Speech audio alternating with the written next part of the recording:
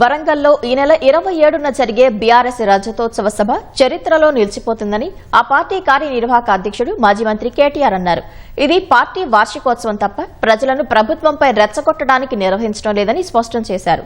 కాంగ్రెస్ బీజేపీల అరాచక పాలన ఎండగట్టేందుకు గులాబీ సైనికులంతా కదలి రావాలని పిలుపునిచ్చారు.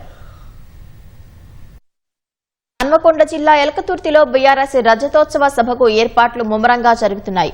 మరో 3 రోజులే ఉండటంతో భారీ వేదిక నిర్మాణ పనుల్లో జోరు పెంచారు.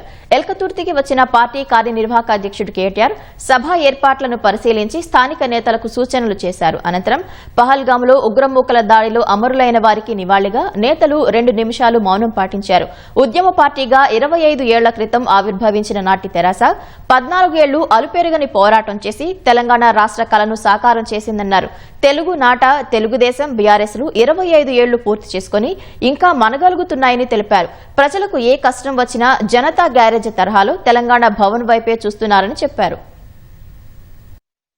14 ఏళ్లు ఉద్యమం, ఆ తర్వాత దాదాపు 10 ఏళ్లు అధికార పార్టీగా, మళ్లీ గత 16 నెలలుగా ప్రతిపక్ష పార్టీగా ప్రజలు ఏ బాధ్యత ఇస్తే ఆ బాధ్యతని అద్భుతంగా నిర్వహిస్తూ తెలంగాణ ప్రజల గొంతుకగా ఇవాళ దేశం మొత్తంలో కూడా గుర్తింపు తెచ్చుకున్న పార్టీ టీఆర్ఎస్, ఇప్పుడు బీఆర్ఎస్.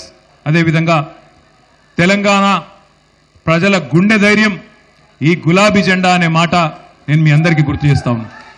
ఈరోజు ప్రతిపక్ష పార్టీగా రాష్ట్రంలోని ఏ వర్గ ప్రజలకు ఏ కష్టం వచ్చినా అందరూ కూడా హైదరాబాద్లోని తెలంగాణ భవన్ వైపే పోతా ఉన్నారు.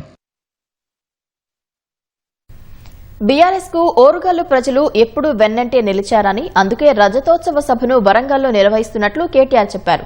సభకు కనీ విని ఎరుగని స్థాయిలో ఏర్పాట్లు చేస్తున్నామని, 1000 ఎకరాల్లో పార్కింగ్ సౌకర్యం కల్పిస్తున్నామని, 10 లక్షల పైగా మంచినీటి బాటిళ్లు, మజ్జిగ ప్యాకెట్లు సిద్దం చేశామని, అంబులెన్స్, వైద్య శిబిరాలు కూడా ఏర్పాటు చేసినట్లు తెలిపారు.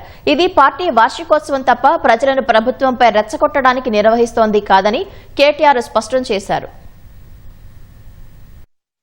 జరుగుతున్న అరాచక పాలనను మరి ప్రశ్నించడానికి, వాళ్ళను ఖచ్చితంగా ఎదుర్కోవడానికి, ఎండగట్టడానికి, అదేవిధంగా బీజేపీ పార్టీ కూడా చేస్తున్న పన్నాగాలను గత 11-12 సంవత్సరాలుగా తెలంగాణకు చేస్తున్న అన్యాయాన్ని కూడా విడమర్చి చెప్పడానికి, అదేవిధంగా గ్రామానికి తిరిగి కేసీఆర్ గారి సందేశాన్ని చేరవేయడానికి మా వాళ్ళందరినీ కూడా కదిలి రావాలని విజ్ఞప్తి చేస్తా ఉన్నదో. గవర్నమెంట్ మీద పోరాటానికో ఇంకో దానికో ప్రజలను రెచ్చగొట్టడానికో చేస్తున్న కార్యక్రమం కాదు. శాంతియుతంగా మా పార్టీ వార్షికోత్సవాన్ని మేము చేసుకుంటా ఉన్నాం. మా పార్టీ వార్షికోత్సవం 27 ఏప్రిల్ నాడు కాబట్టి, 25వ వార్షికోత్సవం రజతోత్సవం కాబట్టి పెద్ద ఎత్తున ఏర్పాట్లు చేసుకుంటా ఉన్నాం. ఈ నెల 27న రాష్ట్రంలోని అన్ని గ్రామాల్లోనూ, మున్సిపాలిటీ డివిజన్లలోనూ గులాబీ జెండాలు ఎగరవేసి దండుగా రజతోత్సవ సభకు తరలి రావాలని కేటీఆర్ పార్టీ శ్రేణులకు విజ్ఞప్తి చేశారు.